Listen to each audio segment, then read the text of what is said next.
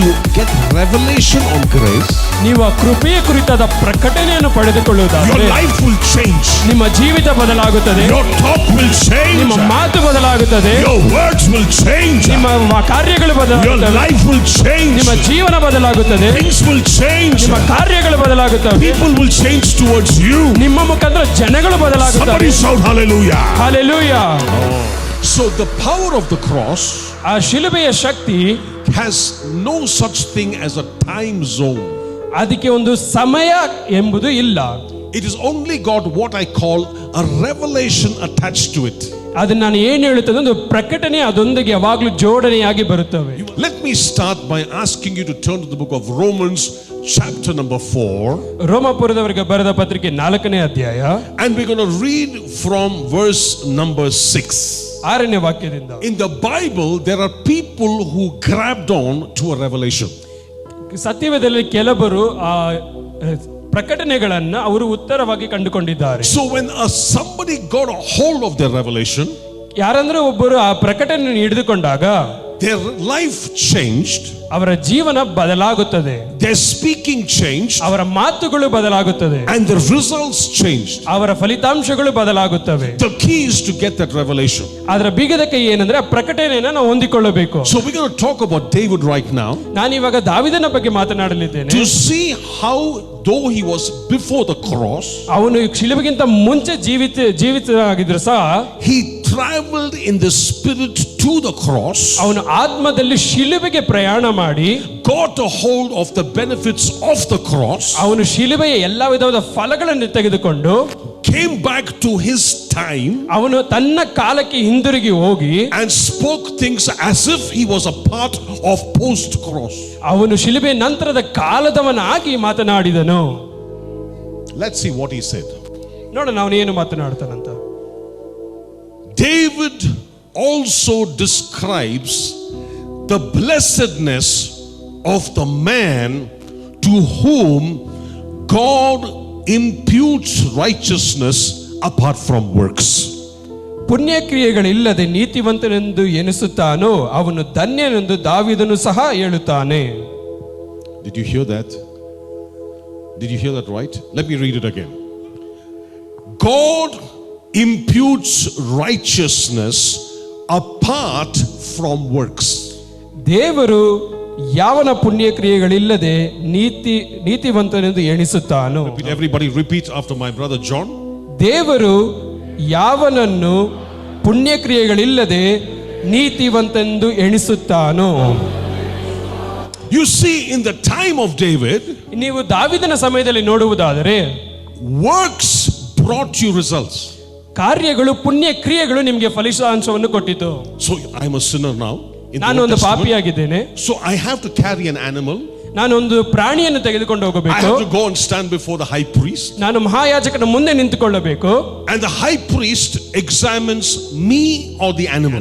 ಅವನು ನನ್ನ ಪರೀಕ್ಷೆ ಮಾಡುವುದಿಲ್ಲ, ಪ್ರಾಣಿಯನ್ನ ಪರೀಕ್ಷೆ ಮಾಡ್ತಾನೆ. Why? ಯಾಕೆ? It's a substitution for my sin.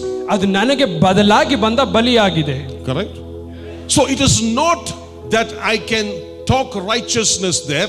It is by works, the animal I bring to the sacrifice. ಅಲ್ಲಿ ನಾನು ನೀತಿಯನ್ನು ಮಾತನಾಡಲು ಸಾಧ್ಯವಿಲ್ಲ. ನನ್ನ ನೀತಿ ನಾನು ತೆಗೆದುಕೊಂಡ ಪ್ರಾಣಿಯಿಂದಲೇ ಸಾಧ್ಯ.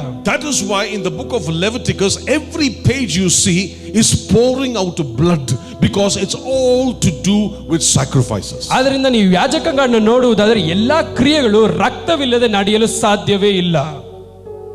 So when I bring the sacrifice to the high priest, ನಾನು ಮಹಾಯಾಜಕನ ಮುಂದೆ ಆ ಪ್ರಾಣಿಯನ್ನು ತೆಗೆದುಕೊಂಡು ಬಂದಾಗ the high priest does not examine me. ಆ ಮಹಾಯಾಜಕನು ನನ್ನನ್ನು ಪರೀಕ್ಷೆ ಮಾಡಿ ನೋಡುವುದಿಲ್ಲ. He examines the sacrifice. ಅವನು ಆ ಬಲಿಯನ್ನು ಪರೀಕ್ಷೆ ಮಾಡಿ ನೋಡುತ್ತಾನೆ. Am I right? Yeah. He looks at the animal, whether it is blind, whether it has got some skin disease. ಅವನ ಆ ಪ್ರಾಣಿಗೆ ಕುರುಡಾಗಿದೆಯಾ ಇಲ್ಲ ಅಥವಾ ಯಾವುದಾದ್ರೂ ಚರ್ಮ ರೋಗ ಇದೆಯಾ ಎಂಬ ಪರೀಕ್ಷೆ ಮಾಡಿ But ನೋಡುತ್ತಾನೆ. then if it is accepted, the animal is killed and the man goes home free, whistling and saying, praise the Lord, my sins have been forgiven temporarily. ಆ ಪ್ರಾಣಿ ಅಂಗೀಕರಿಸಲ್ಪಟ್ಟರೆ ಅದನ್ನು ಬಲಿ ಕೊಡುತ್ತಾರೆ. ಅದು ಬಲಿ ಕೊಟ್ಟ ನಂತರ ಅವನು ಸಂತೋಷವಾಗಿ ನನ್ನ ಬಲಿಯು ಅಂಗೀಕರಿಸಲ್ಪಟ್ಟಿತು, ನನ್ನ ಪಾಪ ಕ್ಷಮಾಪಣೆ ಆಯಿತು ಎಂದು ಸಂತೋಷವಾಗಿ ಹಿಂತಿರುಗಿ ಹೋಗುತ್ತಾನೆ. Amen. It is my standing before God which keeps me righteous. ಅಲ್ಲಿ ನನ್ನ ಕಾರ್ಯಗಳು ನನ್ನನ್ನು ದೇವರ ಮುಂದೆ ನಿಲ್ಲಿಸುತ್ತದೆ. That is the old covenant. ಅದು ಹಳೆಯ ಒಡಂಬಡಿಕೆ. An eye for an eye and a tooth for a tooth. ಒಂದು ಕಣ್ಣಿಗೆ ಕಣ್ಣು ಮತ್ತು ಹಲ್ಲಿಗೆ ಪ್ರತಿಯಾಗಿ ಹಲ್ಲು. But this man David has a revelation. ಆದ್ರೆ ಇಲ್ಲಿ ದಾವೀದನಿಗೆ ಒಂದು ಪ್ರಕಟಣೆ ಆಗುತ್ತಿದೆ. Or somebody say revelation. ಯಾರಂದ್ರೆ ಹೇಳಿ ಪ್ರಕಟಣೆ ಅಂತ. He is the Old Testament man. ಅವನು ಹಳೆಯ ಒಡಂಬಡಿಕೆ ಮನುಷ್ಯನಾಗಿದ್ದಾನೆ. But he had a power of revelation. ಅವನಿಗೆ ಪ್ರಕಟಣೆಯ ಶಕ್ತಿ ಇತ್ತು. If you have the power of revelation, ನಿಮಗೆ ಪ್ರಕಟಣೆಯ ಶಕ್ತಿ ಇರುವುದಾದರೆ you can jump from the before the cross to the cross and receive the blessing from the cross and take it back to the Old Testament times. ನೀವು ನಿಮ್ಮ ಕಾಲದಿಂದ ಶಿಲುಬೆಗೆ ಹೋಗಿ ಶಿಲುಬೆಯ ಎಲ್ಲ ಆಶೀರ್ವಾದ ತೆಗೆದುಕೊಂಡು ನಿಮ್ಮ ಕಾಲಕ್ಕೆ ಹಿಂದಿರುಗಿ ಹೋಗಿ ಅದನ್ನು ಅನುಭವಿಸಲು ಸಾಧ್ಯ. That is the power of the cross. ಅದೇ ಶಿಲುಬೆಯ ಶಕ್ತಿಯಾಗಿದೆ. Romans chapter 1 verse 16 says, ರೋಮಾಪುರದವರಿಗೆ 1:16 ಹೇಳುತ್ತದೆ, I am not ashamed of the gospel of Christ. ಶಿಲುಬೆಯ ಕುರಿತಾದ ಸುವಾರ್ತೆ ಬಗ್ಗೆ ನಾನು ನಾಚಿಕೆ ಪಡುವುದಿಲ್ಲ. For it is the power of God unto salvation. ಅದು ರಕ್ಷಣೆ ಕುರಿತಾದ ದೇವರ ಬಲವಾಗಿದೆ. Unto everyone who believes. ಅದು ನಂಬುವರಿಗೆ ಎಲ್ಲರಿಗೂ ಅದು ರಕ್ಷಣೆ ಕೊಡುವುದಾಗಿದೆ. Okay, can you always say this? I am not ashamed. ಹೇಳಿ, ನಾನು ನಾಚಿಕೆ ಪಡುವನಲ್ಲ. Of the gospel of Christ. ಸುವಾರ್ತೆ ವಿಷಯವಾಗಿ ನಾನು ನಾಚಿಕೆ ಪಡುವನಲ್ಲ. For it is the power. ಅದು ದೇವರ ಬಲವಾಗಿದೆ. What is the power? ಅದು ಬಲ ಅಂದ್ರೆ ಏನು? What is the power? ಬಲ ಯಾವುದು? The gospel. ಸುವಾರ್ತೆಯ ಬಲವಾಗಿದೆ. The gospel of Jesus Christ is power. ಯೇಸು ಕ್ರಿಸ್ತನ ಸುವಾರ್ತೆ ಬಲವಾಗಿದೆ. So now the Bible says, ದೇವರ ವಾಕ್ಯ ಹೇಳುತ್ತದೆ, David says something totally different to his dispensation. ದಾವೀದನು ತನ್ನ ಕಾಲಕ್ಕೆ ಒಂದು ವ್ಯತ್ಯಾಸವಾದ ಕಾರ್ಯಗಳನ್ನು ಅವನು ತಿಳಿಸಿಕೊಡುತ್ತಾನೆ. He says the blessedness of the man to whom God imputes righteousness apart from works. ಯಾರ ಅಪರಾಧಗಳು ಪರಿಹಾರವಾಗಿವೆಯೋ, ಯಾರ ಪಾಪಗಳು ಕ್ಷಮಿಸಲ್ಪಟ್ಟಿವೆಯೋ ಅವರೇ ಧನ್ಯರು. Amen. So what he was saying, ಅವನು ಏನು ಹೇಳ್ತಾನಂದ್ರೆ, you don't need an animal. ನಿನಗೆ ಪ್ರಾಣಿಯ ಅವಶ್ಯಕತೆ ಇಲ್ಲ. No, according to the Mosaic law, you need an animal. ಆದ್ರೆ ಮೋಶೆ ಧರ್ಮಶಾಸ್ತ್ರದ ಪ್ರಕಾರ ನಿಮಗೆ ಒಂದು ಪ್ರಾಣಿ ಬೇಕು. If you don't have an animal, you're not forgiven. ನಿಮಗೆ ಒಂದು ಪ್ರಾಣಿಯ ಬಲಿ ಇಲ್ಲ ಅಂದ್ರೆ ನಿಮಗೆ ಕ್ಷಮಾಪಣೆ ಇಲ್ಲ. Because an animal has to die to forgive your sin. ಅಲ್ಲಿ ನಿಮ್ಮ ಪಾಪ ಕ್ಷಮಾಪಣೆ ಆಗಬೇಕಂದ್ರೆ ಒಂದು ಪ್ರಾಣಿ ಸಾಯಲೇಬೇಕು. But thank God for David. ಆದರೆ ದೇವರಿಗೆ ಸ್ತೋತ್ರ, ದಾವೀದನಿಗಾಗಿ He saw through the times and the dispensations and the seasons. ಅವನು ಎಲ್ಲಾ ಕಾಲಗಳನ್ನು ಎಲ್ಲಾ ವಿಧವಾದ ಋತುಗಳನ್ನು ದಾಟಿ ನೋಡಿದವನಾಗಿದ್ದಾನೆ. Looked at the perfect law of liberty. ಅವನು ಬಿಡುಗಡೆ ಎಲ್ಲಾ ವಿಧವಾದ ಧರ್ಮಶಾಸ್ತ್ರಗಳನ್ನು ನೋಡಿದವನಾಗಿದ್ದಾನೆ. And then he said there is going to be a day ಅವನು ಹೇಳಿದನು, ಒಂದು ಕಾಲ ಬರುತ್ತದೆ where the King of Kings and the Lord of Lords ದೇವಾದಿ ದೇವನು ರಾಜಾದಿ ರಾಜನು would condescend to become a human being. ಅವನು ತನ್ನ ಮನುಷ್ಯ ರೂಪದಲ್ಲಿ ಬರುತ್ತಾನೆ. He would borrow the womb of a woman called Mary. ಅವನು ಮೇರಿ ಎಂಬ ಮಹಿಳೆಯ ಹೊಟ್ಟೆಯಿಂದ ಬರುವವನಾಗಿದ್ದಾನೆ. And then he would come on this earth and walk the shores of Galilee. ಅವನು ಈ ಪ್ರಪಂಚಕ್ಕೆ ಬಂದು ಈ ಗಲಿಲೆಯ ರಸ್ತೆಗಳಲ್ಲಿ ಓಡಾಡುವವನಾಗಿದ್ದಾನೆ. And he will defeat Satan. ಅವನು ಸೈತಾನನ್ನು ಸೋಲಿಸುವವನಾಗಿದ್ದಾನೆ. Carry his own cross. ಅವನು ತನ್ನ ಶಿಲುಬೆಯನ್ನು ಹೊತ್ತುಕೊಂಡು ಹೋಗುವವನಾಗಿದ್ದಾನೆ. Tell people around him, I will die.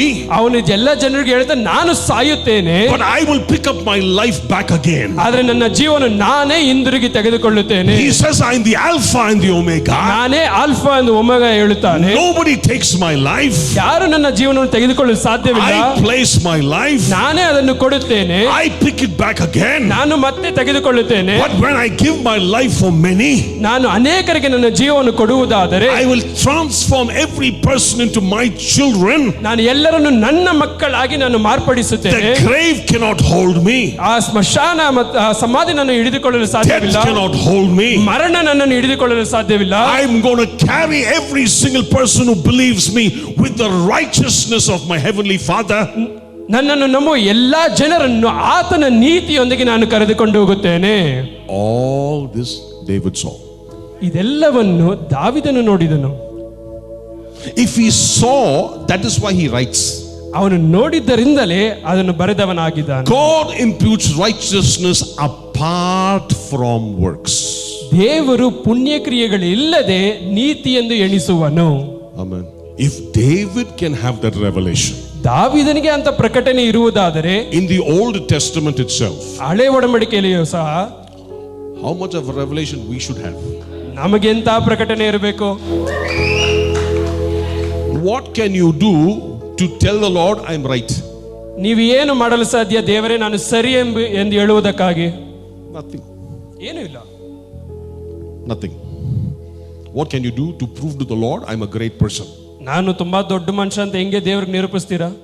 Say nothing. ಏನಿಲ್ಲ. The only thing you must do. ಒಂದೇ ಒಂದು ಮಾಡಲು ಸಾಧ್ಯ. Verse 7. Let's read the verse 7. 7ನೇ ವಾಕ್ಯ. Blessed are those whose lawless deeds are forgiven, ಯಾರ ಅಪರಾಧಗಳು ಪರಿಹಾರವಾಗಿದೆಯೋ, and whose sins are covered. ಯಾರ ಪಾಪಗಳು ಕ್ಷಮಿಸಲ್ಪಟ್ಟಿವೆಯೋ, Blessed is the man to whom the Lord shall not impute sin. ಅವನೇ ಧನ್ಯನು, ಕರ್ತನು ಯಾವನ ಪಾಪವನ್ನು ಲೆಕ್ಕಕ್ಕೆ ತರುವುದಿಲ್ಲವೋ ಆ ಮನುಷ್ಯನೇ ಧನ್ಯನು. You better clap properly. Hallelujah. See, the problem with us is we have the works mentality. I must do something. ನಮಗೆ ಏನು ಮನಸ್ಥಿತಿ ಇದೆ ಅಂದ್ರೆ ನಾನು ಕಾರ್ಯವನ್ನು ಮಾಡಬೇಕು, ನಾನು ಏನಾದರೂ ಮಾಡಬೇಕೆಂಬ ಮನಸ್ಥಿತಿ ಇದೆ ನಮಗೆ. Brother, I must prove to God I'm holy. ಸಹೋದರ, ನಾನು ಇನ್ನು ದೇವರಿಗೆ ತೋರಿಸಬೇಕು ನಾನು ಪರಿಶುದ್ಧ ಎಂಬುದಾಗಿ. Brother, I must fast because Jesus. You see, your fasting is good, but what are you trying to prove? ನೀವು ಹೇಳ್ತೀರಾ ನಾನು ಉಪವಾಸ ಮಾಡಬೇಕು. ಹೌದು, ಒಳ್ಳೇದು ಉಪವಾಸ ಮಾಡೋದು, ಆದ್ರೆ ಅದರಿಂದ ಏನು ನಿರೂಪಿಸಕ್ಕೆ ಹೋಗ್ತಾ ಇದ್ದೀರಾ ನೀವು? Hallelujah. Revelation. ಪ್ರಕಟಣೆ. On it is finished. ಯಾವುದರ ಕುರಿತಾದ ಪ್ರಕಟಣೆ? ಅದು ಮುಗಿಯಿತು ಎಂಬುದರ ಕುರಿತಾದ Hallelujah. Revelation on Tetelestai. ಯಾವುದರ ಕುರಿತಾದ ಪ್ರಕಟಣೆ? ಟೆಟೆನಸ್ಟೈ ಎಂಬುದರ ಪ್ರಕಟಣೆ. Paid in full. ಸಂಪೂರ್ಣವಾಗಿ ಕೊಡಲ್ಪಟ್ಟಿದೆ. Oh, when David saw that day, ಆ ದಿನವನ್ನು ದಾವೀದನು ನೋಡಿದಾಗ his spirit rejoiced. ಅವನ ಆತ್ಮವು ಉತ್ತೇಜನಗೊಂಡಿತು. He said, God imputes righteousness apart from works. ದೇವರು ನೀತಿಯನ್ನು ಪುಣ್ಯಕ್ರಿಯೆಗಳಿಲ್ಲದೆ ಅವನ ಲೆಕ್ಕಕ್ಕೆ ಹಾಕುವನು. That is why the cross of Jesus Christ is very important to our Christian faith. ಆದ್ದರಿಂದ ನಮ್ಮ ಕ್ರೈಸ್ತ ನಂಬಿಕೆಗೆ ಆ ಶಿಲುಬೆಯು ಬಹುಮುಖ್ಯವಾದ ಕಾರ್ಯವಾಗಿದೆ. Some wear it on their necklace and their chest and things like that. ಕೆಲವರು ತಮ್ಮ ಕೊರಳಿಗೆ ಹಾಕೊಂಡಿದ್ದಾರೆ ಅದನ್ನ. But I want you to understand, get the revelation of the cross inside your system. Something will change. ಆದರೆ ನಿಮ್ಮ ವ್ಯವಸ್ಥೆಯಲ್ಲೂ ನಿಮ್ಮ ತಲೆಯಲ್ಲಿಯೂ ಆ ಶಿಲುಬೆಯನ್ನು ನೀವು ಇಟ್ಟುಕೊಳ್ಳಿ. It's not an old fashioned thing to talk about the cross. ಅದೇನು ಹಳೆ ವಿಷಯಗಳೆಲ್ಲ ಶಿಲುಬೆಗೆ ಬಗ್ಗೆ ಮಾತನಾಡುವುದು. Oh, the cross of Jesus. ಅದು ದೇವರ ಶಿಲುಬೆಯಾಗಿದೆ, ಯೇಸು ಕ್ರಿಸ್ತನ There is ಶಿಲುಬೆ. power in the cross. ಶಿಲುಬೆಯಲ್ಲಿ ಶಕ್ತಿ ಇದೆ, ಬಲವಿದೆ. Galatians chapter 2 verse 20. 1, 2, 3, let's read. I have been crucified with Christ. It is no longer I who live, but Christ lives in me. And the life which I now live in the flesh, I live by faith in the Son of God who loved me and gave himself for me. Once you get revelation on grace, ನೀವು ಆ ಕೃಪೆಯ ಕುರಿತಾದ ಪ್ರಕಟಣೆಯನ್ನು your ಪಡೆದುಕೊಳ್ಳುವುದಾದರೆ life will change. ನಿಮ್ಮ ಜೀವಿತ ಬದಲಾಗುತ್ತದೆ, Your talk will change. ನಿಮ್ಮ ಮಾತು ಬದಲಾಗುತ್ತದೆ, Your words will change. ನಿಮ್ಮ ಕಾರ್ಯಗಳು Your ಬದಲಾಗುತ್ತವೆ, life will change. ನಿಮ್ಮ ಜೀವನ ಬದಲಾಗುತ್ತದೆ, Things will change. ನಿಮ್ಮ ಕಾರ್ಯಗಳು ಬದಲಾಗುತ್ತವೆ, People will change towards you. ನಿಮ್ಮ ಮುಖಾಂತರ ಜನಗಳು ಬದಲಾಗುತ್ತವೆ. Somebody shout hallelujah. Hallelujah. Oh, the psalmist was pre-cross, but he got a hold of the cross. ಈ ಕೀರ್ತನೆಗಾರನು ಶಿಲುಬೆಗೆ ಹಿಂದಿನವನಾದರೂ ಆ ಶಿಲುಬೆಯನ್ನು ಅವನು ಹಿಡಿದುಕೊಂಡನು. And the revelation changed the way he spoke. ಅವನ ಪ್ರಕಟಣೆ ಅವನ ಮಾತುಗಳನ್ನು ಬದಲಾಯಿಸಿತು. Am I right? Now the apostle Paul says, ಇವಾಗ ಪೌಲನು ಹೇಳುತ್ತಾನೆ, I am crucified with Christ. ನಾನು ಕ್ರಿಸ್ತನೊಂದಿಗೆ ಶಿಲುಬೆಯಲ್ಲಿ ಹಾಕಲ್ಪಟ್ಟವನಾಗಿದ್ದೇನೆ. This is another man with another revelation. ಇಲ್ಲಿ ಮತ್ತೊಬ್ಬ ಮನುಷ್ಯನು ಮತ್ತೊಂದು ಪ್ರಕಟಣೆಯೊಂದಿಗೆ ಬರುತ್ತಾ ಇದ್ದಾನೆ. Hallelujah. Hallelujah. Paul was never in the time of Jesus. ಪೌಲನು ಯೇಸು ಕ್ರಿಸ್ತನ ಸಮಯದಲ್ಲಿ ಇರಲಿಲ್ಲ. He was post cross. ಅವನು ಶಿಲುಬೆಯ ನಂತರ ಬಂದವನು. But he got a revelation of the cross.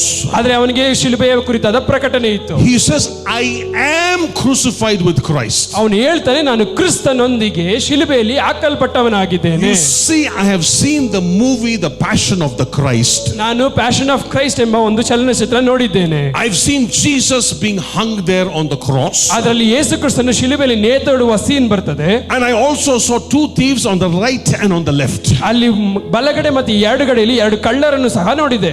When the camera panned behind the cross, ಆ ಕ್ಯಾಮೆರಾವನ್ನು ಶಿಲುಬೆ ಹಿಂದೆ ತೆಗೆದುಕೊಂಡು ಹೋಗುವಾಗ I did not see Paul hanging there. ಅಲ್ಲಿ ನಾನು ಪೌಲನನ್ನು ನೋಡಲಿಲ್ಲ. But the apostle Paul says, ಆದರೆ ಪೌಲನೇ ಹೇಳುತ್ತಾನೆ, I am crucified with Christ. ನಾನು ಕ್ರಿಸ್ತನೊಂದಿಗೆ ಶಿಲುಬೆಯಲ್ಲಿ ಹಾಕಲ್ಪಟ್ಟವನಾಗಿದ್ದೇನೆ. This man had a revelation. ಈ ಮನುಷ್ಯನಿಗೆ ಪ್ರಕಟಣೆ ಇತ್ತು. He says, sorry, I am not talking about my physical body. ಅವನು ಹೇಳ್ತಾನೆ, ನನ್ನ ಸ್ವಾಭಾವಿಕವಾದ ದೇಹದ ಬಗ್ಗೆ ಮಾತನಾಡುತ್ತಿಲ್ಲ.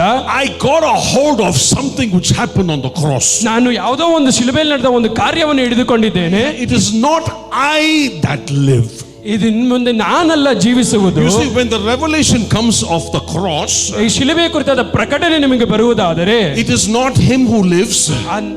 ಆಮೇಲೆ ಜೀವಿಸುವುದು ನೀವಲ್ಲ. That revelation lives through me. ಆ ಪ್ರಕಟಣೆ ನನ್ನ ಮುಖಾಂತರ ಜೀವನ ಮಾಡುತ್ತದೆ. It is not me. ಅದು ನಾನಲ್ಲ. It is me.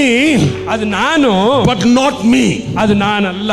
Because the revelation is working through me. ಆ ಪ್ರಕಟಣೆ ನನ್ನ ಮುಖಾಂತರ ಕಾರ್ಯ ಮಾಡುತ್ತದೆ. Oh, hallelujah. I like my New King James version. ನನಗೆ ನ್ಯೂ ಕಿಂಗ್ ಜೇಮ್ಸ್ ವರ್ಷನ್ ಭಾಷಾಂತರ ನನಗೆ ತುಂಬಾ ಇಷ್ಟ. I have been crucified. ನಾನು ಕ್ರಿಸ್ತನೊಂದಿಗೆ ಶಿಲುಬೆಯಲ್ಲಿ ಹಾಕಲ್ಪಟ್ಟಿದ್ದೇನೆ. Okay, I have been past, present, continuous.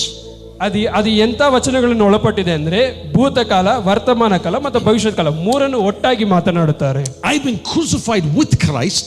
ನಾನು ಕ್ರಿಸ್ತನೊಂದಿಗೆ ಶಿಲುಬೆಯಲ್ಲಿ ಹಾಕಲ್ಪಟ್ಟಿದ್ದೇನೆ. Because I've been crucified with Christ, ನಾನು ಯೇಸುವಿನೊಂದಿಗೆ ಹಾಕಲ್ಪಟ್ಟಿದ್ದರಿಂದ it is no longer I who lives. ನಾನು ಇನ್ನು ಮುಂದೆ ಜೀವಿಸುವುದು ನಾನಲ್ಲ. So what he was saying is, I have a revelation of the tetelestai. ಇಲ್ಲಿ ಏನು ಹೇಳ್ತಾರೆ, ಟೆಟೆಲೆಸ್ಟೈಲ್ ಬಗ್ಗೆ ನನಗೊಂದು ಪ್ರಕಟಣೆ ಇದೆ ಎಂಬುದಾಗಿ I have ಹೇಳ್ತಾರೆ. a revelation of it is finished. ನನಗೆ ಇದು ಮುಗಿಯಿತು ಎಂಬುದರ ಒಂದು ಪ್ರಕಟಣೆ ನನಗಿದೆ ಎಂಬುದಾಗಿ ಹೇಳುತ್ತಾರೆ. Because it is finished, ಅದು ಮುಗಿದಿದ್ದರಿಂದ I have the bravery, ನನಗೆ ಧೈರ್ಯ ಇದೆ, I have the courage ನನಗೆ ಒಂದು ಶಕ್ತಿ ಇದೆ to talk to certain elements that come against me. ಕೆಲವೊಂದು ಬರುವ ಶತ್ರುಗಳ ವಿರುದ್ಧವಾಗಿ ನನಗೆ ಮಾತಾಡಲು ಸಾಧ್ಯ ಎಂಬುದಾಗಿ ಹೇಳುತ್ತಾರೆ. For example, ಉದಾಹರಣೆಗೆ I talk to the grave. ನಾನು ಸಮಾಧಿಯನ್ನು ನೋಡಿ ಮಾತನಾಡುತ್ತೇನೆ. Oh grave, where is your sting? ಓ ಸಮಾಧಿಯ ನಿನ್ನ ವಿಷದ ಕೊಂಡಿಯಲ್ಲಿ ಎಂಬುದಾಗಿ. Oh death, where is your power? ಓ ಸಾವೆ ನಿನ್ನ ಬಲವೆಲ್ಲಿ ಎಂಬುದಾಗಿ. That is a simple example I can tell. ಅದು ಒಂದು ಉದಾಹರಣೆ ಅಷ್ಟೇ. It is not me who lives. ನಾನಲ್ಲ ಜೀವಿಸುವುದು. Because Christ lives in me, ಕ್ರಿಸ್ತನು ನನ್ನಲ್ಲಿ ಜೀವಿಸುವುದರಿಂದ I can talk to death. ನಾನು ಮರಣಕ್ಕೆ ಮಾತನಾಡಲು ಸಾಧ್ಯ. Hey death, where is your sting? ಓ ಸಾವೆ ನಿನ್ನ ವಿಷದ ಕೊಂಡಿಯಲ್ಲಿ. 1 Corinthians 15:56-57. 1 ಕೊರಿಂಥಿಯ 15:56-57. ಮರಣವೇ ನಿನ್ನ ಜಯವೆಲ್ಲಿ, ಮರಣವೇ ನಿನ್ನ ವಿಷದ ಕೊಂಡಿಯಲ್ಲಿ, ಮರಣದ ಕೊಂಡಿಯು ಪಾಪವೇ. Oh death, where is your sting? ಮರಣವೇ ನಿನ್ನ ವಿಷದ ಕೊಂಡಿಯಲ್ಲಿ. Can you all talk like that? ನಿಮ್ಗೆ ಮಾತಾಡಲಿಕ್ಕೆ ಸಾಧ್ಯನಾ? Can you all practice please little bit? ಅದು ಸ್ವಲ್ಪ ಅಭ್ಯಾಸ ಮಾಡ್ತೀರಾ? You see, we are only talking about debt, not death, debt, DBT, sala. ನಾವು ಬೇರೆ ಸಾವು ಬಗ್ಗೆ ಮಾತಾಡ್ತಿಲ್ಲ, ಸಾಲ ಬಗ್ಗೆನೇ ಮಾತಾಡ್ತಾ But ಇದ್ದೇವೆ. the apostle Paul, when he saw the tetelestai, he is talking to death. ಅವನು ಟೆಟೆಲೆಸ್ಟೈಲ್ ಅನ್ನು ನೋಡಿದಾಗ ಅವನು ಸಾವಿನ ಜೊತೆ ಮಾತನಾಡುತ್ತಾ ಇದ್ದಾನೆ. You understand the difference? You see, without revelation, we will talk about death, sala, but with revelation, you will talk to death. ನಾವು ಪ್ರಕಟಣೆ ಇಲ್ಲ ಅಂದ್ರೆ ಸಾಲ ಜೊತೆ ಮಾತಾಡ್ತೇವೆ, ಆದರೆ ಪ್ರಕಟಣೆ ಇದ್ರೆ ಸಾವಿನ ಜೊತೆ ಮಾತನಾಡುತ್ತೇವೆ. Death, what can you do to me? ಸಾವೆ ಏನು ಮಾಡಲು ಸಾಧ್ಯ ನನ್ನನ್ನು ನೀನು? You cannot do nothing. ಏನು ಮಾಡಲಾಗಲ್ಲ. Who are you? ಯಾರು ನೀನು? Nothing. ಯಾವನು ಇಲ್ಲ. Because ಯಾಕೆಂದರೆ the greater one lives inside me. ನನ್ನಲ್ಲಿ ದೊಡ್ಡವನು ನನ್ನೊಳಗೆ ಇದ್ದಾನೆ. 1 John chapter 4 verse 4. 1 ಯೋಹಾನ 4:4 Greater is he that's in me than he that's in the world. ಪ್ರಪಂಚದಲ್ಲಿರುವ ಅವನಿಗಿಂತ ನನ್ನೊಳಗಿರುವ ಆತನು ದೊಡ್ಡವನಾಗಿದ್ದಾನೆ. Oh, somebody shout hallelujah. Hallelujah. Somebody shout hallelujah. You see, you must understand these important things. ಈ ಮುಖ್ಯವಾದ ಕಾರ್ಯಗಳನ್ನು ನೀವು ಅರ್ಥ ಮಾಡಿಕೊಳ್ಳಬೇಕು. So, number 1, he spoke to death. ಮೊದಲನೇದು ಅವನು ಸಾವಿಗೆ ನೋಡಿ ಮಾತನಾಡಿದನು. See, death cannot do anything to you. ಸಾವು ನಿಮ್ಮನ್ನು ಏನು ಮಾಡಲು ಸಾಧ್ಯವಿಲ್ಲ. See, actually, death is your good friend. ಸಾವು ನಿಮಗೆ ಒಂದು ಒಳ್ಳೆಯ ಸ್ನೇಹಿತ. Because see, the sting of death has been taken away by Jesus on the cross when he cried tetelestai. ಯೇಸು ಕ್ರಿಸ್ತನು ಎಲ್ಲವೂ ಮುಗಿತು ಎಂಬುದಾಗಿ ಶಿಲುಬೆಯಲ್ಲಿ ಯಾವಾಗ ಅತ್ತನೋ ಆವಾಗ ವಿಷದ ಕೊಂಡಿಯು ಮುರಿಯಲ್ಪಟ್ಟಿತು. So death will say, please come with me, I will take you to Jesus.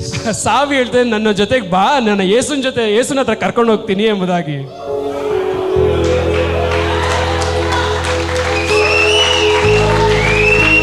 Death is a good friend. ಸಾವು ಒಂದು ಒಳ್ಳೆ ಸ್ನೇಹಿತ. But again you tell death, listen to me, please don't call me now, I'm very busy. ಆದ್ರೆ ಸಾವಿಗೆ ಹೇಳಿ ನನ್ನ ಇವಾಗ ಕರಿಬೇಡ, ನಾನು ತುಂಬಾ ಬ್ಯುಸಿ ಆಗಿದ್ದೇನೆ. Why are you not all happy? Are you happy or not happy? You understand? You see, please understand. ಅರ್ಥ ಮಾಡ್ಕೊಳ್ಳಿ. Jesus said, ಯೇಸು ಕ್ರಿಸ್ತನು ಹೇಳಿದನು, it is finished. ಇದು ಎಲ್ಲವೂ ಮುಗಿಯಿತು. He never said, ಅವನು ಹೇಳಿಲ್ಲ. one more time, he never said, ಅವರು ಹೀಗೆ ಹೇಳಿಲ್ಲ, I am finished. ನಾನು ಮುಗಿದೋದೆ ಅಂತ ಹೇಳಿಲ್ಲ.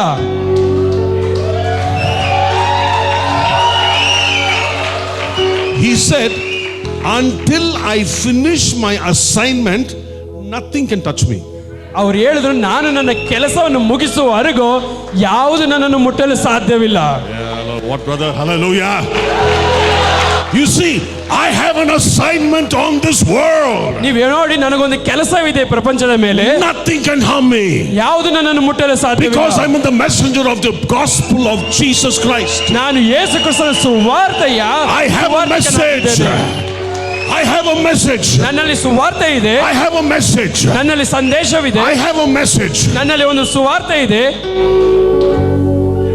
So tell death, ಮರಣವು, where is your sting? ನಿನ್ನ ವಿಷಯದ ಕೊಂಡಿಯಲ್ಲಿ. Apostle Paul said, ಪೌಲನು ಹೇಳುತ್ತಾನೆ, listen very carefully. ಗಮನವಿಟ್ಟು ಕೇಳಿ. I'm in confusion. ನಾನು ಒಂದು ಗೊಂದಲದಲ್ಲಿದ್ದೇನೆ. What is the confusion? ಗೊಂದಲ ಏನು? Whether to go to heaven or to be here, I don't know. I'm slight confusion. ಪರಲೋಕಕ್ಕೆ ಹೋಗ್ಬೇಕಾ ಇಲ್ಲ ಇಲ್ಲೇ ಇರ್ಬೇಕಾ ಎಂಬ ಗೊಂದಲ ನನಗಿದೆ. But then he said, you know what? No, I will stay. ಅವ್ರು ಹೇಳ್ತಾರೆ, ಇಲ್ಲ ನಾನು ಇಲ್ಲೇ ಇರ್ತೇನೆ. Because you all need me, I must stay a little while longer. ನಿಮಗೆಲ್ಲ ನಾನು ಬೇಕು, ಅದಕ್ಕೆ ಇನ್ನ ಸ್ವಲ್ಪ ಕಾಲ ನಾನು ಇಲ್ಲೇ ಇರ್ತೇನೆ. He told that, hold on, when I want you, I'll call you. ಅವ್ರು ಹೇಳ್ತಾರೆ, ಸಾವೇ ಸ್ವಲ್ಪ ವೇಟ್ ಮಾಡು, ನಾನು ನನಗೆ ಬೇಕಾದಾಗ ನಿನ್ನ ಕರೀತೀನಿ ಎಂಬುದು. Oh death, where is your sting? ಮರಣವೇ ನಿನ್ನ ವಿಷದ ಕೊಂಡಿ ಎಲ್ಲಿ? Oh grave, where is your victory? ಓ ಸಮಾಧಿಯೇ ನಿನ್ನ ಜಯವೆಲ್ಲಿ? He had a revelation of tetelestai. ಆ ಟೆಟೆಲೆಸ್ಟೈಲ್ ನ ಒಂದು ಪ್ರಕಟಣೆ ಬೇಕು. Amen.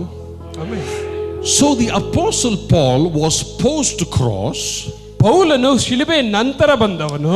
But he went back to the cross. ಅವನು ಶಿಲುಬೆಗೆ ಹಿಂದಿರುಗಿ ಹೋಗಿ got the benefits of the cross. ಆ ಶಿಲುಬೆ ಎಲ್ಲ ಫಲಗಳನ್ನು ತೆಗೆದುಕೊಂಡು And started writing like death, talking about death and talking about grave, and says, no problem, I will go when I want to go. ಆ ಪ್ರಕಟಣೆ ಸಿಕ್ಕ ಮೇಲೆ ಸಾವಿನ ಜೊತೆ ಬರಿತೇನೆ, ಎಲ್ಲರ ಜೊತೆ ಲವ್ ಲೆಟರ್ ಬರ್ಕೊಂಡ ಹೋದ ಅವನು. All revelation. It's all revelation. ಎಲ್ಲ ಪ್ರಕಟಣೆಗಳು. If you're simply going to live life without revelation, you will die. ನೀವು ಬರೀ ಪ್ರಕಟಣೆ ಹೇಳಿದ ಜೀವನ ಮಾಡುವುದಾದ್ರೆ ಸಾಯ್ತೀರಾ ಖಂಡಿತ. Can I give you a secret? ಒಂದು ರಹಸ್ಯವನ್ನು ಹೇಳ. If you're carrying the message, ನೀವು ಒಂದು ಸಂದೇಶವನ್ನು ಹೊತ್ತುಕೊಂಡು ಹೋಗುವುದಾದರೆ nothing can touch you. ಯಾವುದು ನಿಮ್ಮನ್ನು ಹಿಡಿದುಕೊಳ್ಳಲು ಸಾಧ್ಯವಿಲ್ಲ. You see, in the story of Job, ಯೋಬನ ಕಥೆಯಲ್ಲಿ one servant runs and comes and tells Job, ಒಬ್ಬ ಸೇವಕನು ಓಡಿ ಬಂದು ಯೋಬನ ಹತ್ರ ಹೇಳ್ತಾನೆ, all the cattle gone. ಎಲ್ಲಾ ದನಕುರಿಗಳು ಸತ್ತೋಯ್ತು. I'm the only one who survived. ನಾನು ಒಬ್ಬನೇ ಜೀವಂತವಾಗಿದ್ದೇನೆ. Second fellow came, bad news. He says, I'm the only one who survived. ಎರಡನೇವನ್ ಬಂದ ನಾನೊಬ್ಬನ ಮಾತ್ರ ಜೀವಂತವಾಗಿದ್ದೇನೆ ಅಂತ ಹೇಳ್ದ. Third one, bad news, but he said, I only survived. ಮೂರನೇವನು ಬಂದ ನಾನೊಬ್ಬನೇ ಜೀವಂತವಾಗಿದ್ದೇನೆ ಅಂತ ಹೇಳ್ದ. Fourth one came same time and said, everybody died, I'm the only one alive. ನಾಲ್ಕನೇವನು ಬಂದ ಎಲ್ರು ಸತ್ತೋದ್ರು ನಾನೊಬ್ಬನೇ ಇದ್ದೀನಿ ಅಂತ ಹೇಳ್ದ. That fellow carrying bad news, 4 people alive. ಅವನು ಒಂದು ಕೆಟ್ಟ ಒಂದು ಸುದ್ದಿ ತಗೊಬಂದ ಆದ್ರೂ 4 ಜನ ಜೀವಂತವಾಗಿದ್ದಾರೆ. I am a carrier of good news. ನಾನು ಒಳ್ಳೆ ಸುದ್ದಿಯನ್ನು ಹೊತ್ತುಕೊಂಡವನಾಗಿದ್ದೇನೆ. Bad news can live, good news will live. ಕೆಟ್ಟ ಸುದ್ದಿ ಜೀವಿಸುವುದಾದ್ರೆ ಒಳ್ಳೆ ಸುದ್ದಿ ಖಂಡಿತವಾಗಿಯೂ ಜೀವಿಸುತ್ತದೆ.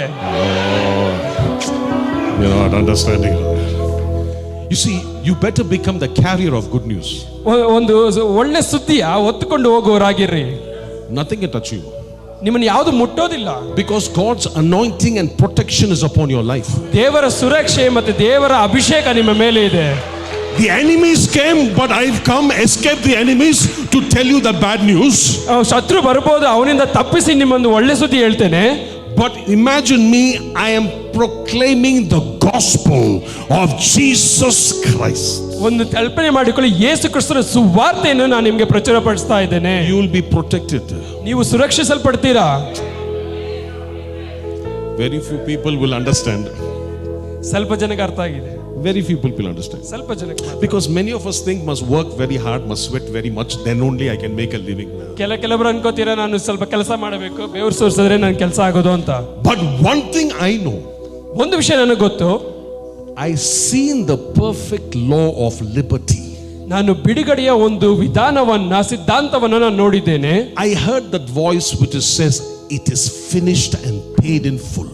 ನಾನು ಆ ಶಬ್ದವನ್ನು ಕೇಳಿದ್ದೇನೆ, ಇದು ಮುಗಿಯಿತು, ಎಲ್ಲ ಸಂಪೂರ್ಣವಾಗಿ ಕೊಡಲ್ಪಟ್ಟಿದೆ ಎಂಬ ಶಬ್ದವನ್ನು ನಾನು ಕೇಳಿದ್ದೇನೆ. And I know all things pertaining to life and godliness has been given to me. ನನಗೆ ಗೊತ್ತು ಜೀವನಕ್ಕೂ ಮತ್ತು ಭಕ್ತಿಗೂ ಬೇಕಾದ ಎಲ್ಲಾ ಕಾರ್ಯಗಳು ನನಗೆ ಕೊಡಲ್ಪಟ್ಟಿದೆ ಎಂಬುದಾಗಿ. That is why I am talking like this. ಅದರಿಂದಲೇ ನಾನು ಹಿಂಗೆ ಮಾತಾಡ್ತಾ ಇದ್ದೀನಿ.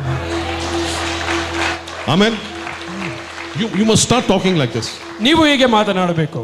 So let us see what the apostle Paul continues to say. ಪೌಲನು ಏನು ಹೇಳ್ತಾನೆ ಅಂತ ನೋಡೋಣ.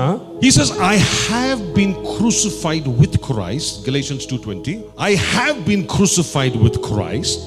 ನಾನು ಕ್ರಿಸ್ತನೊಂದಿಗೆ ಶಿಲುಬೆಯಲ್ಲಿ ಹಾಕಿಸಿಕೊಂಡಿದ್ದೇನೆ. It is no longer I who live.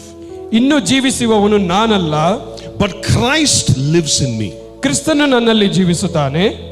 And the life which I now live, ಈಗ ಶರೀರದಲ್ಲಿರುವ ನಾನು ಜೀವಿಸುವುದು, I live by the faith of the Son of God. ಹೇಗೆಂದರೆ ದೇವಕುಮಾರನ ಮೇಲಿನ ನಂಬಿಕೆಯಿಂದಲೇ, who loved me and gave himself for me. ಆತನು ನನ್ನನ್ನು ಪ್ರೀತಿಸಿ ನನಗೋಸ್ಕರ ತನ್ನನ್ನು ಒಪ್ಪಿಸಿಕೊಟ್ಟನು. Very important revelation. ಒಂದು ಮುಖ್ಯವಾದ ಪ್ರಕಟಣೆ. Because it is finished, ಅದು ಮುಗಿದಿದ್ದರಿಂದ, because the apostle Paul post cross went to the cross, received the revelation of the cross and speaking about the cross. ಈ ಪೌಲನು ಶಿಲುಬೆ ನಂತರವನಾಗಿದ್ದು ಶಿಲುಬೆಗೆ ಹಿಂದೆ ಹೋಗಿ ಶಿಲುಬೆಯಿಂದ ಎಲ್ಲವನ್ನು ಪಡೆದುಕೊಂಡು ಶಿಲುಬೆಯ ಬಗ್ಗೆ ಮಾತನಾಡಿದವನಾಗಿ, he gives us a secret. ಇಂಥ ರಹಸ್ಯಗಳನ್ನು ನಮಗೆ ಕೊಡುತ್ತಾನೆ. He says, I am living of the faith of the Son of God. ಅವರು ಹೇಳ್ತಾರೆ, ದೇವಕುಮಾರನ ನಂಬಿಕೆಯಿಂದ ನಾನು ಜೀವನ ಮಾಡ್ತಾ ಇದ್ದೇನೆ ಎಂಬುದಾಗಿ. A lot of translations say in the faith, but the original text is faith of the Son of God. ಈ ಭಾಷಾಂತರ ನೀವು ನೋಡುವುದಾದ್ರೆ ದೇವಕುಮಾರನ ನಂಬಿಕೆ ಅಂತ ಹೇಳ್ತಾರೆ. ದೇವಕುಮಾರನ ಮೇಲಿನ ನಂಬಿಕೆ ಅಲ್ಲ, ದೇವಕುಮಾರನ ನಂಬಿಕೆ. Now that's why when I said it's not my faith, ಇದು ನನ್ನ ವಿಶ್ವಾಸವಲ್ಲ, it's his faith I am operating. ಆತನ ನಂಬಿಕೆಯನ್ನು ನಾನು ಕ್ರಿಯಾಶೀಲವಾಗಿ ಮಾಡ್ತಾ ಇದ್ದೇನೆ. This has to be a revelation. This has to be a revelation. ಇದು ಒಂದು ಪ್ರಕಟಣೆ ಆಗಿರಬೇಕು. My faith, brother. ನನ್ನ ವಿಶ್ವಾಸ ಇಲ್ಲ. Apostle Paul says, I am working his faith in my life. ನಾನು ಆತನ ವಿಶ್ವಾಸವನ್ನು ನನ್ನ ಜೀವಿತದಲ್ಲಿ ಕಾರ್ಯಸಾಧನವಾಗಿ ಮಾಡ್ತಾ ಇದ್ದೇನೆ. The faith I now, the life I now live in the flesh. ನಾನು ಈ ಮಾಂಸದಲ್ಲಿ ಮಾಡುವ ಜೀವನವು, I live by the faith of the Son of God. ನಾನು ದೇವಕುಮಾರನ ನಂಬಿಕೆಯ ಮುಖಾಂತರ ಮಾಡ್ತಾ ಇದ್ದೇನೆ ಎಂಬುದಾಗಿ. See, once you see it is finished, it is no longer me, but Christ who lives in me. ನೀವು ಅದು ಮುಗಿಯಿತು ಎಂಬುದಾಗಿ ನೋಡುವುದಾದರೆ ಇನ್ನು ಮುಂದೆ ಜೀವಿಸುವುದು ನಾನಲ್ಲ, ಕ್ರಿಸ್ತನೇ ಆಗಿದ್ದಾನೆ. Then the Bible says, ದೇವರ ವಾಕ್ಯ ಹೇಳ್ತದೆ, verse number 21, 21ನೇ ವಾಕ್ಯ, I do not set aside the grace of God, for if righteousness comes through the law, then Christ died in vain. ನಾನು ದೇವರ ಕೃಪೆಯನ್ನು ನಿರರ್ಥಕ ಮಾಡುವುದಿಲ್ಲ, ಕರ್ಮ ಮಾರ್ಗದಿಂದ ನೀತಿ ಉಂಟಾಗುವುದಾದರೆ ಕ್ರಿಸ್ತನ ಮರಣವು ಹೊಂದಿದ್ದಕ್ಕೆ ಕಾರಣವೇ ಇಲ್ಲ. You see, the devil wants to mix law with grace. ಸೈತಾನಿಗೆ ಏನ್ ಮಾಡ್ಬೇಕು ಗೊತ್ತಾ? ಈ ಧರ್ಮಶಾಸ್ತ್ರವನ್ನ ಕೃಪೆಯನ್ನ ಒಂದಾಗಿ ಮಾಡ್ಬೇಕಂತ ಆಸೆ ಅವನಿಗೆ. Do everything, brother, but please add little more law, little. ಎಲ್ಲವನ್ನು ಮಾಡು, ಆದ್ರೆ ಸ್ವಲ್ಪ ಧರ್ಮಶಾಸ್ತ್ರವನ್ನು ಸೇರಿಸ್ಕೋ ಎಂಬುದಾಗಿ. Because you have to help the Lord, right? ನೀನು ದೇವರಿಗೆ ಸಹಾಯ ಮಾಡ್ಬೇಕಪ್ಪ. But today listen to the message. ಆದ್ರೆ ನೀವು ಸಂದೇಶವನ್ನು ಕೇಳಿ ಇವತ್ತು. It is finished. ಎಲ್ಲವೂ ಮುಗಿಯಿತು. It is finished. ಎಲ್ಲವೂ ಮುಗಿಯಿತು. Your job is to receive. ನಿಮ್ಮ ಕೆಲಸ ಬೇರೆ ತೆಗೆದುಕೊಳ್ಳೋದು ಮಾತ್ರ. 1 and verse 3. Stop right there. Now please understand, everything is blessed. ಒಂದರ್ಥ ಮಾಡ್ಕೊಳ್ಳಿ, ಸಕಲ ವಿಷಯಗಳು ಆಶೀರ್ವದಿಸಲ್ಪಟ್ಟಿವೆ. It is already blessed and placed in Christ. ಅದು ಆಶೀರ್ವಾದ ಮಾತ್ರ ಕ್ರಿಸ್ತನಲ್ಲಿ ಇಡಲ್ಪಟ್ಟಿದೆ. But when you see the cross of Calvary, ನೀವು ಕಲ್ವಾರಿಯ ಶಿಲುಬೆಯನ್ನು ನೋಡುವುದಾದರೆ, that power is released for you today. ಆ ಶಕ್ತಿಯು ಇವತ್ತು ನಿಮಗೋಸ್ಕರ ಪ್ರಚುರಪಡಿಸುತ್ತದೆ. Yes, it happened 2000 years ago. ಹೌದು, 2000 ವರ್ಷ ಮುಂಚೆ ಅದು ನಡೆಯಿತು.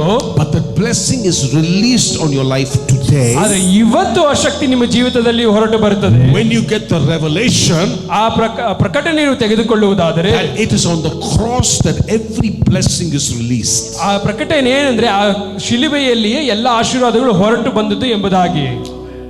So as I mentioned in the morning, are you blessed? ನಾನು ಮುಂಜಾನೆ ಹೇಳಿದೆ, ನೀವು ಆಶೀರ್ವದಿಸಲ್ಪಟ್ಟಿದ್ದೀರಾ? Everything is done. Everything is taken care. ಎಲ್ಲವೂ ಮುಗೀತು, ಎಲ್ಲವೂ ಅದನ್ನು ನೋಡ್ಕೊಂಡು. If I tell you your debt is solved, ನಿಮ್ಮ ಸಾಲವು ತೀರಿತೆ ಅಂತ ನಾನು ಹೇಳಿದ್ರೆ, I am not telling lies. ನಾನು ಸುಳ್ಳು ಹೇಳ್ತಾ ಇಲ್ಲ. It is blessed. ಅದು ಆಶೀರ್ವದಿಸಲ್ಪಟ್ಟಿದೆ. If I say your body is healed, ನಿಮ್ಮ ದೇಹವು ಆರೋಗ್ಯವಾಗಿದೆ ಎಂದು ಹೇಳಿದರೆ, I am not telling you stories. ನಾನು ಒಂದು ಹೊಸ ಕಾರ್ಯಗಳನ್ನು ಹೇಳ್ತಾ ಇಲ್ಲ. Because you are blessed. ನೀವು ಅವಾಗಲೇ ಆಶೀರ್ವದಿಸಲ್ಪಟ್ಟಿದ್ದೀರಾ. Your future is shaky, and I tell you your future is very well. ನಿಮ್ಮ ಭವಿಷ್ಯ ಕದಲ್ತಾ ಇದೆ, ಆದ್ರೆ ನಾನು ಹೇಳ್ತೀನಿ ನಿಮ್ಮ ಭವಿಷ್ಯ ಚೆನ್ನಾಗಿದೆ ಎಂಬುದಾಗಿ.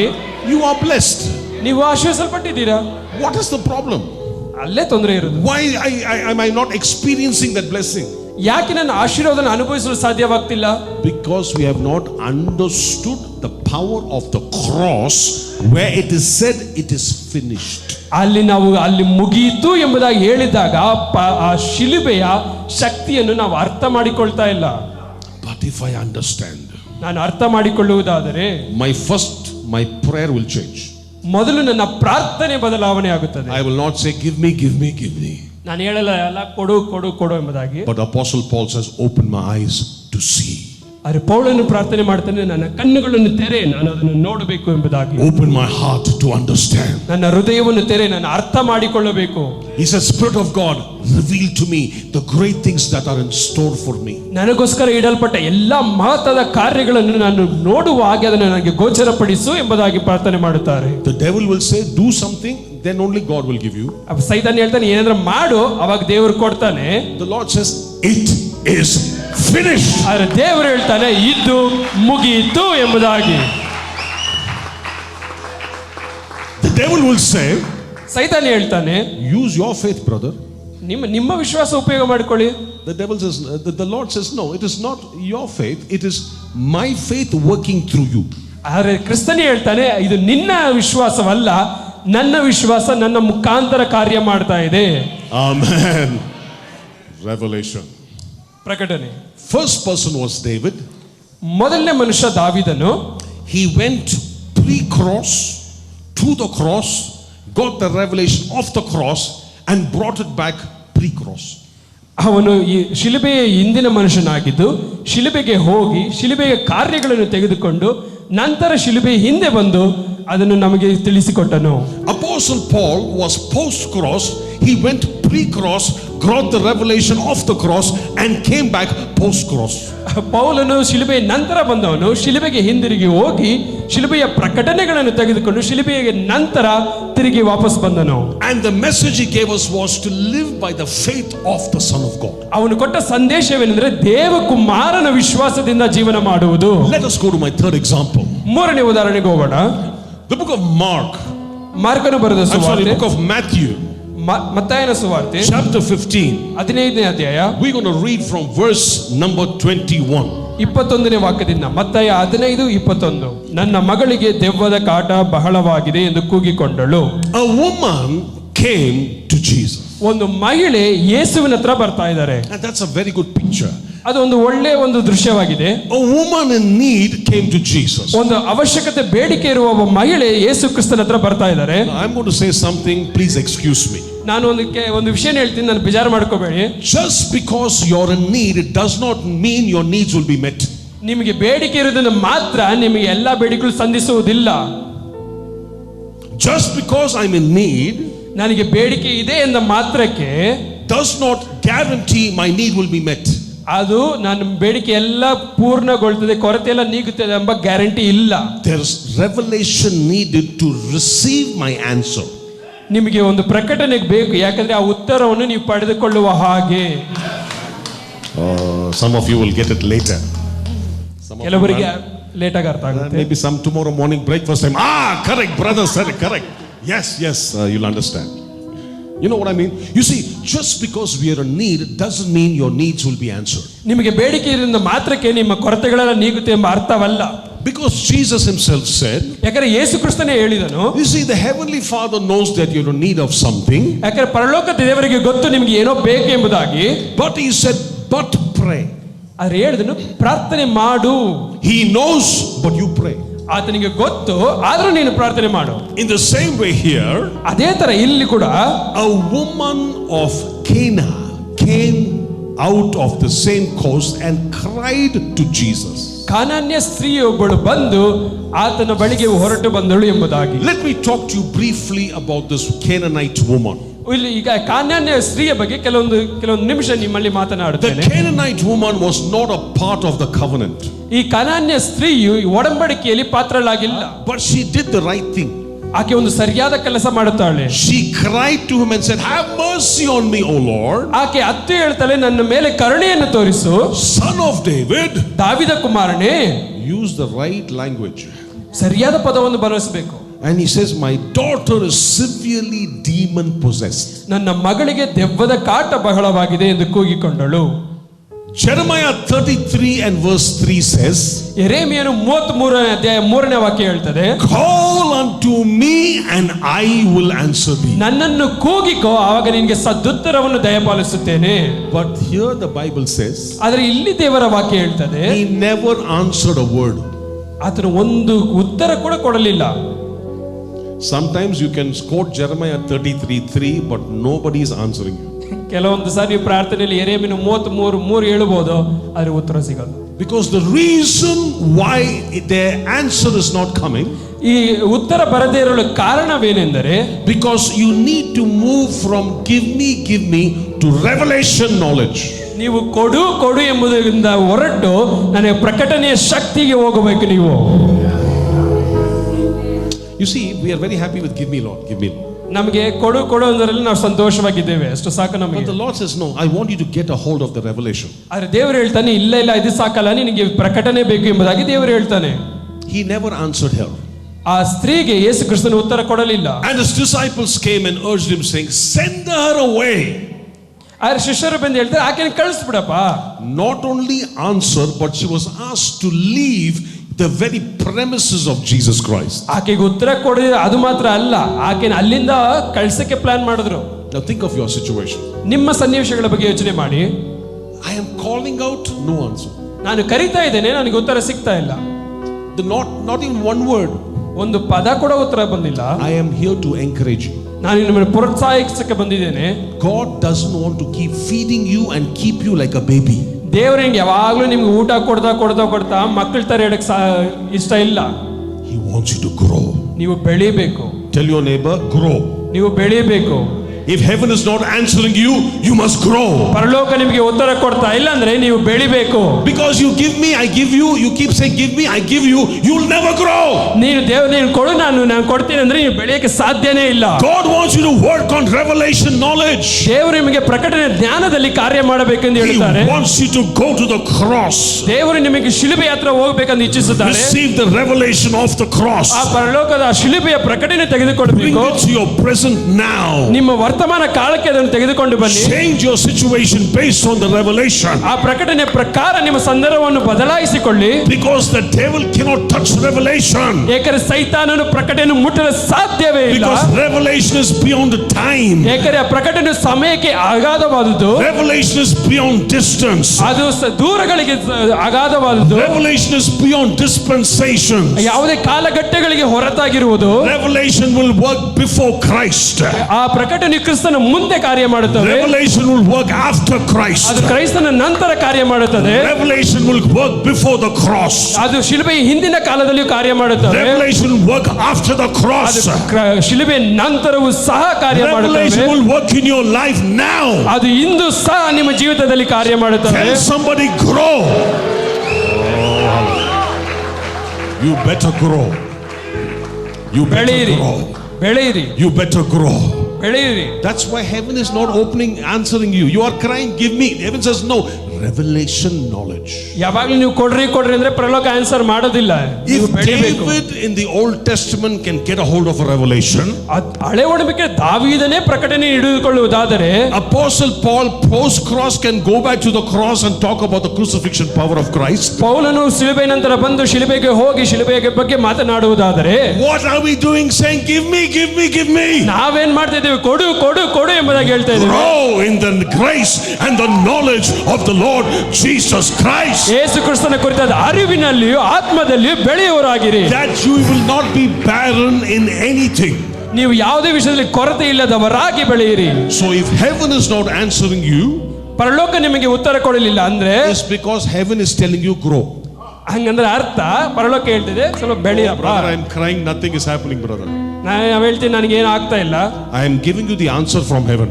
ನಾನು ಪರಲೋಕದಿಂದ ಉತ್ತರ ಕೊಡ್ತಾ ಇದ್ದೇನೆ. Grow. ಬೆಳೆಯಿರಿ. Grow.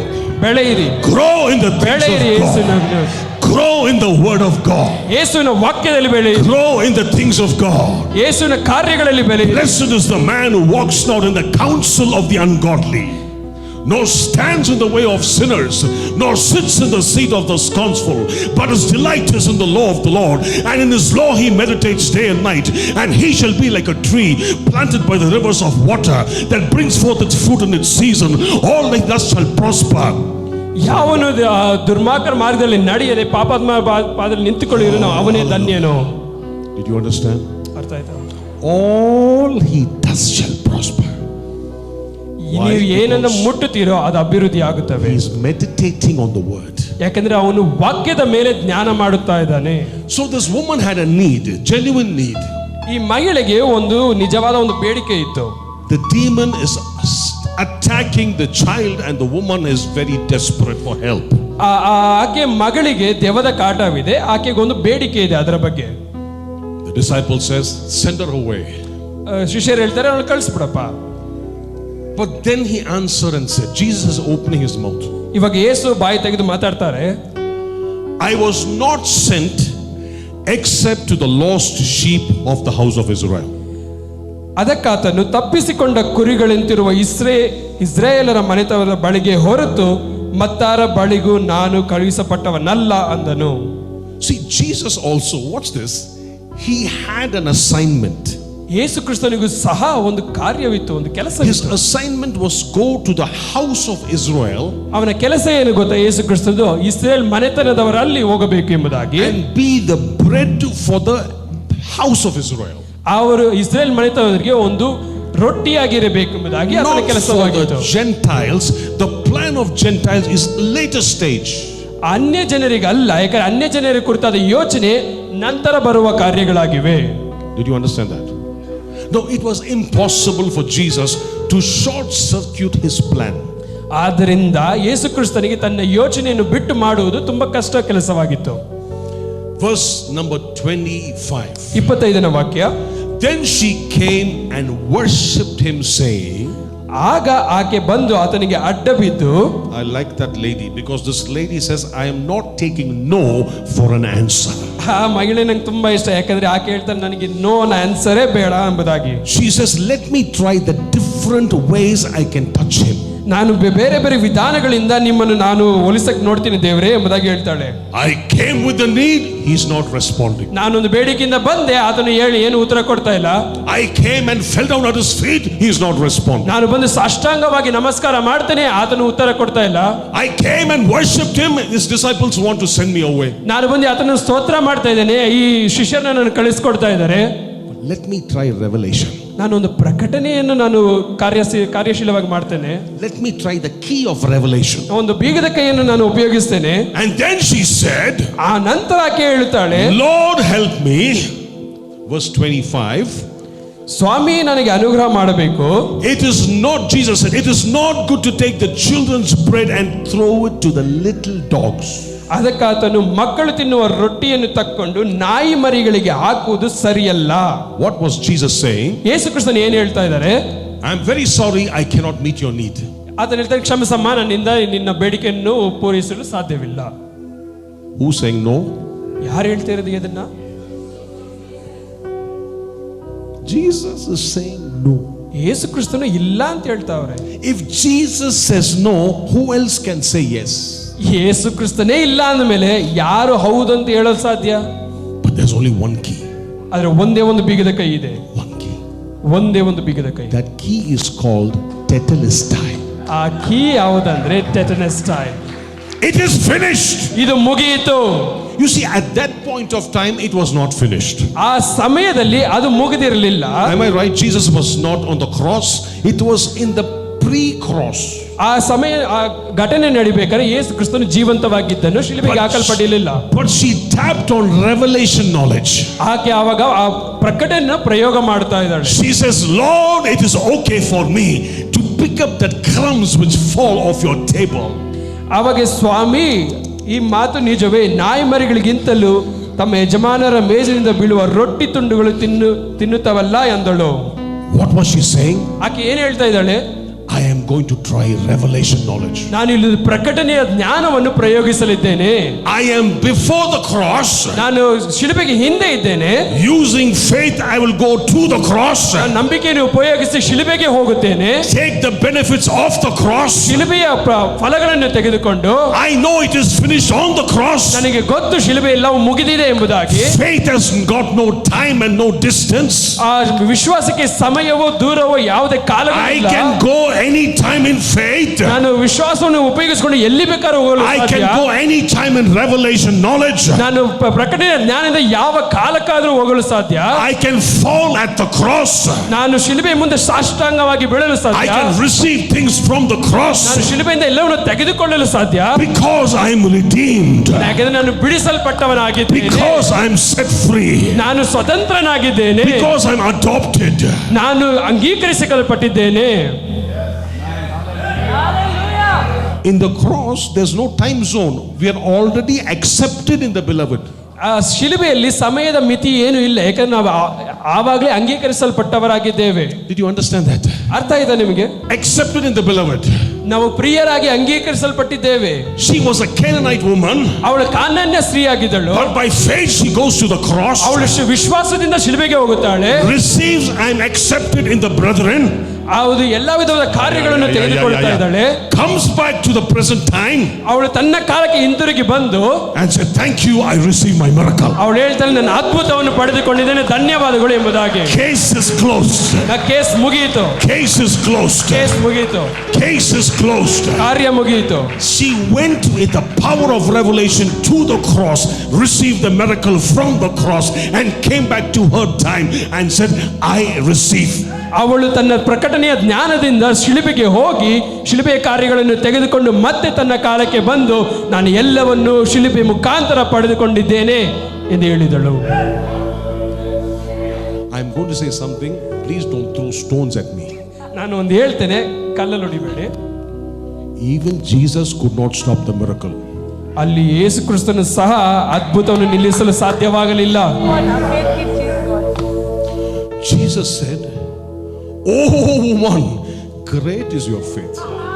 ಯೇಸು ಕ್ರಿಸ್ತನು ಅಯ್ಯೋ ಎಷ್ಟು ಉನ್ನತವಾದ ನಂಬಿಕೆ. You have gone to that realm of the cross, received the blessing of the cross. You've come right now, accepted in the beloved, curse broken, deliverance, set free. I cannot do anything. Great is your faith. ಅವರು ಕ್ರಿಸ್ತನು ಹೇಳಿದ್ರು, ನೀನು ಶಿಲುಬೆಯ ಪರಿಣಾಮಕ್ಕೆ ಹೋಗಿ ಅಲ್ಲಿರುವ ಎಲ್ಲವನ್ನು ತೆಗೆದುಕೊಂಡು ನೀನೇ ಬಿಡುಗಡೆ ಆಗಿದ್ಯಾ, ನೀನೇ ಸ್ವತಂತ್ರಳಾಗಿದ್ಯಾ, ನೀನೇ ಆಶೀರ್ವಾದವನ್ನು ಪಡೆದುಕೊಂಡಿದ್ಯಾ ಅಂದ್ರೆ ಆತನೇ ಹೇಳಿದನು. Let it be to you as you desire. ನಿನ್ನ ನಂಬಿಕೆ ಬಹಳ, ನಿನ್ನ ಮನಸ್ಸಿನಂತೆ ಆಗಲಿ ಎಂದು ಉತ್ತರ ಕೊಟ್ಟನು. Whose desire? ಯಾರ ಮನಸ್ಸಿನಂತೆ? Let it be to you as you desire. ನೀವು ಆಸೆ ಪಡುವ ಹಾಗೆ ನಿಮಗೂ ಆಗಲಿ. I'm talking to you. ನಿಮಗೆ ಮಾತಾಡ್ತಾ ಇದ್ದೇನೆ. Let it be to you as you desire. ನೀವು ಆಸೆ ಪಡುವ ಹಾಗೆ ನಿಮಗೆ ಆಗಲಿ. Let it be to you as you desire. ನಿಮ್ಮ ಮನಸ್ಸಿನಲ್ಲಿ ಅಂದುಕೊಂಡ ಹಾಗೆ ನಿಮಗೆ ಆಗಲಿ. Provided you understand the power of the cross. ಅದಕ್ಕೆ ಅವಶ್ಯಕ ನೀವು ಕ್ರಿಸ್ತನ ಶಿಲುಬೆಯನ್ನು ಅರ್ಥ ಮಾಡಿಕೊಳ್ಳಬೇಕು. You see Jesus Christ on the cross of Calvary. ನೀವು ಶಿಲುಬೆಯಲ್ಲಿ ಯೇಸು ಕ್ರಿಸ್ತನನ್ನು ನೋಡುವುದಾದರೆ, He died naked, ಆತನು ಬೆತ್ತಲೆಯಾಗಿ ಸತ್ತವನಾಗಿದ್ದನು, that you may be clothed with the robe of righteousness. ಏಕೆಂದರೆ ನೀವು ರಕ್ಷಣೆ ಎಂಬ ಉಡುಪನ್ನು ಹಾಕಿಸಿಕೊಳ್ಳುವ ಹಾಗೆ ಆತನು ಬೆತ್ತಲೆಯಾಗಿ ಸತ್ತನು. He was beaten so badly by the stripes of Jesus, you were healed. ಯಾಕೆ ಆತನು ಅಷ್ಟು ಹೊಡೆಸಿಕೊಂಡನು? ಯಾಕಂದ್ರೆ ಆತನ ಬಾಸುಂಡೆಗಳಿಂದ ನೀವು ಗುಣವಾಗಬೇಕು ಎಂಬುದಾಗಿ. He cried, my God, why have you forsaken me? So that you can cry, Abba, Father. ಆತನು ದೇವರೇ ದೇವರೇ ಎಂದು ಕರೆದನು. ಯಾಕಂದ್ರೆ ಗೊತ್ತಾ, ನೀವು ಆತನನ್ನು ಅಪ್ಪ ಎಂದು ಕರೆಯುವುದಕ್ಕಾಗಿ. He went and faced death for you and for me, so that you and I can make friends with death and see him face to face. ಆತನು ಸಾವಿನ ಜೊತೆಗೆ ಮುಖಾಮುಖಿ ಆದನು. ಯಾಕೆ ಗೊತ್ತಾ, ನಾವು ಸಾವಿನ ಜೊತೆಗೆ ಸಂಬಂಧವನ್ನು ಒಟ್ಟಿಸಿಕೊಳ್ಳುವುದಕ್ಕಾಗಿ. That is what happened on the cross. ಅದೇ ಶಿಲುಬೆಯಲ್ಲಿ ನಡೆಯಿತು. If you get that revelation, ನೀವು ಆ ಪ್ರಕಟಣೆಯನ್ನು ತೆಗೆದುಕೊಳ್ಳುವುದಾದರೆ your life will never be the same. ನಿಮ್ಮ ಜೀವನ ಇದ್ದ ಹಾಗೆ ಇರುವುದಿಲ್ಲ.